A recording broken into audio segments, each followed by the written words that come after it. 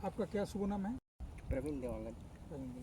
तो ये ज़मीन आपका है? हाँ मेरा।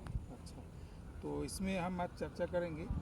एक झुलसा बीमारी है, झुलसा रोग है धान में।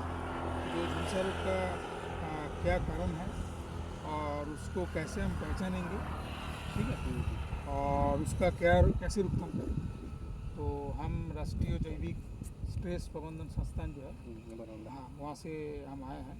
तो मैं वही इसका जानकारी देने के लिए थोड़ा सा आता हूँ, जो क्योंकि क्या है, जो अगर ये बीमारी अगर सही टाइम में पहचान लिया और इस मौसम में अगर हम इसको सही तरीके से पहचान लिया तो आगे इसको हम रोकथाम के लिए कोशिश करेंगे और आगे इसको बढ़ने नहीं देंगे, ठीक है। तो आप अगर करीब से देखेंगे,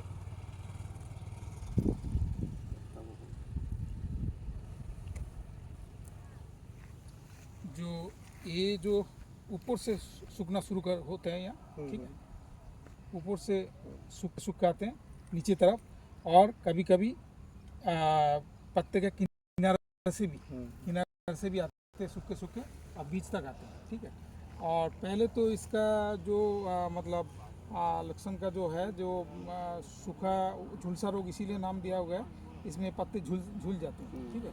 तो इसमें क्या होता है, जैसे आप देखेंगे, जो धीरे धीरे वो ड्राई हो जाएगा, सूख जाएगा, लगेगा मतलब जो एक झुलसा बीमारी जैसे लगेगा। लेकिन पहले इसमें जो आपको पता चलेगा, इसमें जो वाटर सोक्ड बोलते हैं, जिसको हम बोलते हैं जैसे पानी में भीगा हुआ लग रहा है, उसके बाद धीरे धीरे उसको जैसे वो मतलब सूख जाएगा बिल्कुल, ठीक है। और इसमें अगर थोड़ा सा करीब से आप देखेंगे नज़दीक से, तो ये जो है हरे वाला पोर्शन है और ये सूखा वाला पोर्शन है, ठीक है। हरे और सूखा का बीच में जो मार्जिन है, किनारा है, वो प्लेन नहीं है, वही भी है, ठीक है। एक ये है। दूसरा है, इसमें और भी अगर करीब से देखेंगे, जो इसमें एक ब्राउन की मार्जिन होगा, और ये हरे पत्ते का और सूखा पत्ते का और हरे का बीच में, हाँ, और यही इसका पहचान है। और ये धीरे धीरे सूखा वाला जो ब्राउन के बाद आपका जो है वो वाटर सोकिंग जो बोल रहे थे मैंने, भीगा हुआ पोर्शन, पानी वाला भीगा हुआ पोर्शन रहेगा।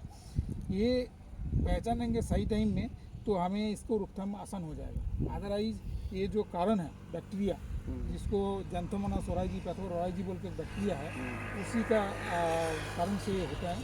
और ये इसी मौसम में, जैसे वार्म टेम्परेचर और हाई ह्यूमिड कंडीशन में ज़्यादातर फैल जाते हैं।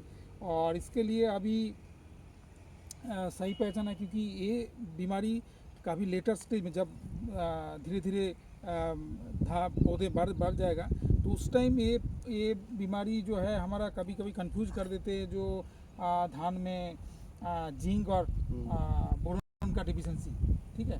तो उसके लिए ये सब जो मैंने बताया, जो पहले भीगा हुआ लगेगा, फिर सूखना शुरू करेगा, फिर उसमें सूखते सूखते नीचे तक जाएगा, उसका मार्जिन बिल्कुल बराबर नहीं रहेगा, थोड़ा सा वही भी रहेगा। तो ये सब इसका पहचान है, सही पहचान। अभी हम बात करते हैं जो इसको रोकथाम के लिए क्या हमारा पास क्या है। एक तो बैक्टीरिया जो बीमारी है, बैक्टीरिया वाला बीमारी है, उसको रोकथाम के लिए हमारा पास ज़्यादा ऑप्शन नहीं होता है, ठीक है। तो इसलिए एक अभी भारत सरकार ने स्टेप्टोसाइक्लिन बोल के एंटीबायोटिक जो है, उसका जो प्रयोग है वो रिस्ट्रिक्ट कर दिया और बैन भी हो गया। तो इसीलिए हम उसको सुझाव नहीं देंगे। लेकिन हमारा पास जो अदर ऑप्शन है, वो जो है, उसमें मान के चलिए, जो हमारा पास एक कॉपर ऑक्सीक्लोराइड बोल के एक फफूंदनाशक है, तो वो भी कभी कभी बैक्टीरिया नाशक के हिसाब से काम करते हैं।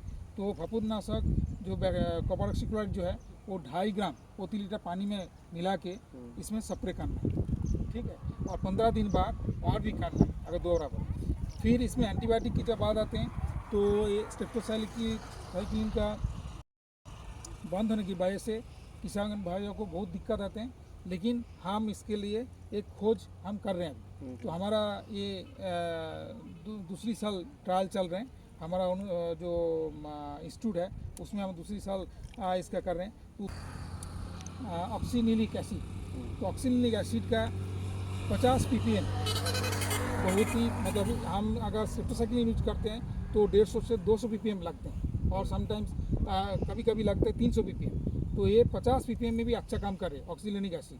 तो हमने उसको अभी छोटा सा ट्रायल तौर पे हम हमारा जो संस्थान है वहाँ में लगा रहे हैं। उसको बाद अगले साल हम उसको क्या करेंगे, जो आप किसान लोगों का वहाँ खेती में उसका प्रयोग करके देखेंगे छोटे पैमाने पे। उसके बाद जब उसको अच्छा रिजल्ट मिलेगा तब हम उसको रिकमेंड करेंगे। तो ये जो बीमारी बहुत अगर सही इस टाइम पे सही पहचान हो जाए तो ये सबसे फ़ायदा है, क्योंकि उसमें जो एंटीबायोटिक का जो खर्चा है वो भी कम होगा, और आप लोगों का जो पैदावार से नुकसान जो होगा इस बीमारी की वजह से वो भी कम रहेगा। तो बहुत बहुत धन्यवाद आपसे बात करने के लिए, और आपको अगर कुछ जानकारी पूछना है तो आप पूछ सकते हैं।